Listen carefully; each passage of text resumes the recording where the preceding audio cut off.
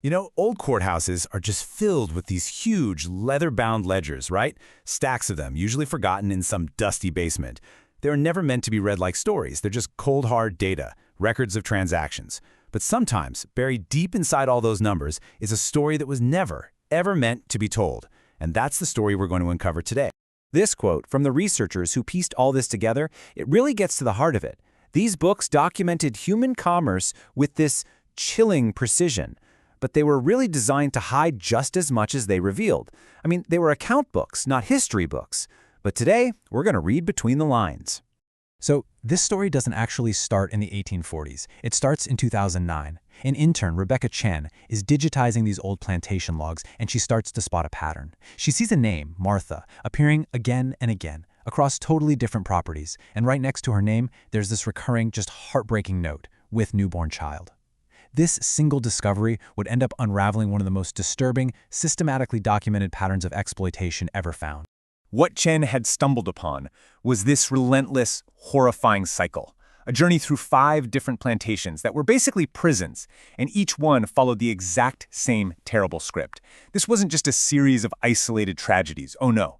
This was evidence of a methodical machine of abuse, and it was all documented in the cold, detached language of business. So let's look at the first stop on this harrowing journey.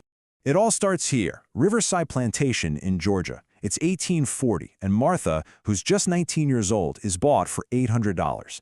Now that was a really high price, and it was because she was literate, a rare and frankly a dangerous skill for an enslaved person to have.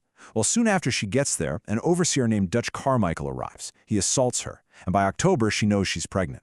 After she gives birth to her daughter Sarah, Martha is sold off within 6 weeks. The reason listed in the ledger? Disciplinary reassignment. Chill. And this quote, this just lays bare the stark reality of the world Martha was trapped in. There was no one to appeal to, no protection under any law, nothing. This says it all, the absolute power imbalance that made this pattern of abuse not just possible, but completely inevitable. And so the cycle continued at the next place, Fairmount Estate. Here, Martha was forced into brutal fieldwork. The owner's brother, a man named Edmund Beaumont, he singled her out. He used her literacy as an excuse to get her alone, and soon, she was pregnant again. After her son Daniel was born, she and her 2 infant children were sold, again. Within 6 weeks, her recorded value was already starting to drop, and that's a trend that would just keep going. Okay, so at Oakwood, there's actually a brief moment of stability.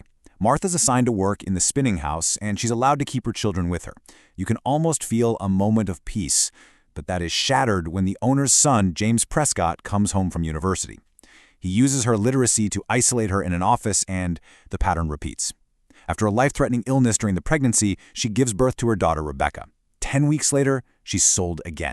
Cedar Hills introduces a new level of cruelty, if you can even imagine. For the first time, Martha is separated from her children. They're sent to live in a plantation nursery, and she's only allowed to see them on Sunday afternoons. The owner's son, Nathan Whitfield, a man known for his cruelty, targets her. After she gives birth to her 4th child, Joshua, she is, eventually, sold again. And you can see, her recorded value keeps dropping. The final plantation is Magnolia Grove, down in Louisiana. Now, the owner here, Henri Delacroix, he doesn't use overt violence. It's something more insidious, a kind of coercion, offering her privileges in exchange for compliance. And soon, Martha is pregnant for the 5th time. After her daughter Grace is born, something different happens. Delacroix doesn't sell her. For 2 years, the pattern actually breaks. But when he dies in 1848, his entire estate is liquidated. Martha and all 5 of her children are sold at auction for just $475. So, we've followed Martha's terrible journey from one place to the next. But now, we need to kind of step back and look at what the researchers figured out about the system itself. This wasn't just random cruelty, you see. It was a mechanism. The ledgers actually reveal a deliberate pattern of using sales to erase and conceal the evidence of sexual violence. Just look at this timeline. It reveals the breathtakingly brutal pace of Martha's ordeal. Between 1840 and 1848, that's just 8 years, she endures 5 pregnancies and is sold 6 times. There's almost no period of rest, 0 stability. Each birth is followed by a transaction, moving her and her growing family to a new place, which effectively just resets the board and hides the problem. And here, this is the story told in pure numbers.